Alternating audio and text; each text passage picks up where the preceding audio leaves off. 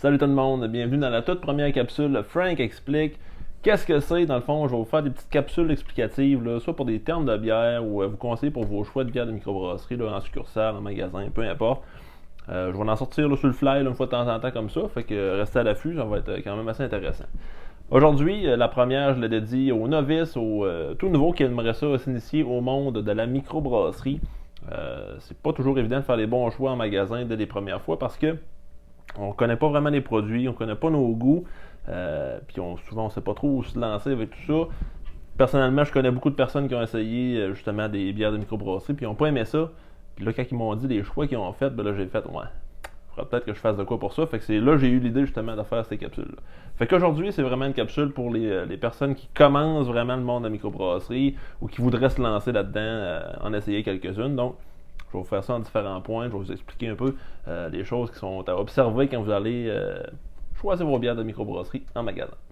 Premier petit point, dérogez pas trop du style de bière que vous avez l'habitude de boire. Si vous avez l'habitude de boire des blondes, dirigez-vous vers une blonde, mais de microbrasserie. Pour pas trop changer, dans le fond, les paramètres de la bière, si on veut. Donc, vous allez quand même rester dans la même lignée de bière que vous avez l'habitude de boire, mais avec des produits de beaucoup plus de qualité et raffinés.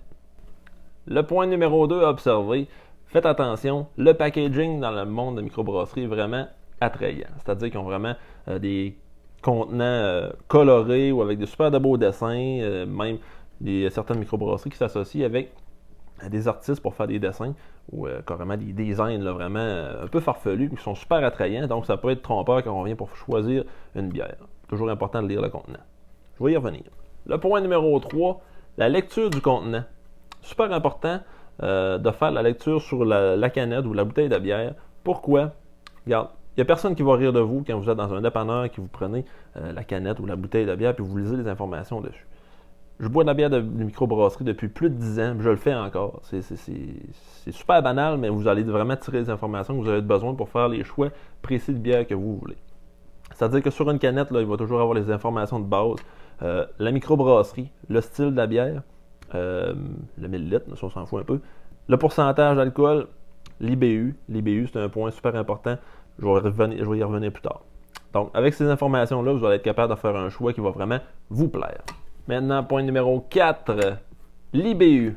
Ça, on entend parler souvent, puis il n'y a pas beaucoup de monde qui sont capables de dire c'est quoi. Je vous l'explique aujourd'hui. Dans le fond, IBU, ça veut dire International Bitterness Unit. Là, j'ai sorti mon anglais ce dimanche pour vous autres, vous êtes chanceux, maudit. Dans le fond, qu'est-ce que ça veut dire? C'est que c'est l'unité de mesure pour l'amertume dans une bière. Plus le chiffre est élevé, plus l'amertume est prononcée. De 0 à 40, c'est modéré. Puis à partir de 40, c'est considéré comme prononcé. Puis au-delà de 120, bien, le palais ne fait plus la différence là, entre 120 et 300, par exemple. C'est beaucoup trop élevé, puis le palais capote un peu.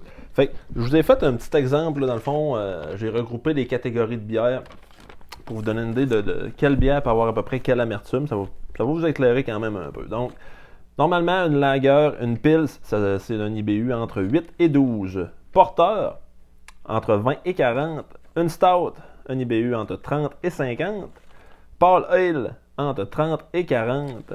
IPA, entre 40 et 60. Les doubles IPA ou les impériales IPA, entre 60 et 100. Fait que là, ça vous donne une bonne idée. Puis je vais vous l'avoir écrit à l'écran en plus. Il faut faire un beau screen grab de tout ça. Puis, quand vous allez aller en succursale, vous allez savoir quel type de bières sont plus amères ou pas. Puis ça, c'est général. Là. C'est des chiffres généraux que je vous donne.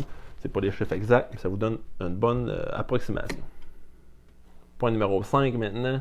Quand vous êtes débutant dans le monde de la microbrasserie, moi je vous conseille de vous déplacer directement dans un endroit qui sont spécialisés dans les bières de microbrasserie, qui vont pouvoir même vous éclairer dans vos choix. C'est-à-dire, là je ne peux pas nommer de nom parce que je n'ai pas été payé pour nommer des commerces. Sauf que chez Karimouski, il y a quand même un gros détaillant de bières de microbrasserie que vous pouvez vous déplacer sur place, demander conseil aux personnes qui travaillent là. C'est généralement pas mal tout du monde qui sont connaisseurs en bières de microbrasserie. Si vous n'êtes pas du coin de Rimouski, si vous êtes d'ailleurs, il y a toujours des endroits qui sont plus spécialisés dans la bière de microbrasserie. Puis encore plus que si vous vous déplacez directement chez les brasseurs, exemple une microbrasserie régionale ou de votre village, de votre ville, peu importe, ils vont être capables de vous éclairer dans vos choix. Même chose. Point numéro 6, le petit dernier. N'hésitez pas, vous pouvez m'écrire en privé, ça va me faire un grand plaisir de vous répondre.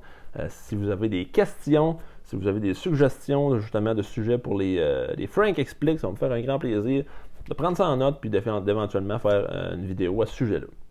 Fait qu'un gros merci pour le visionnement. On se revoit très prochainement dans une capsule régulière ou une capsule Frank Explique. Fait que santé tout le monde, ciao!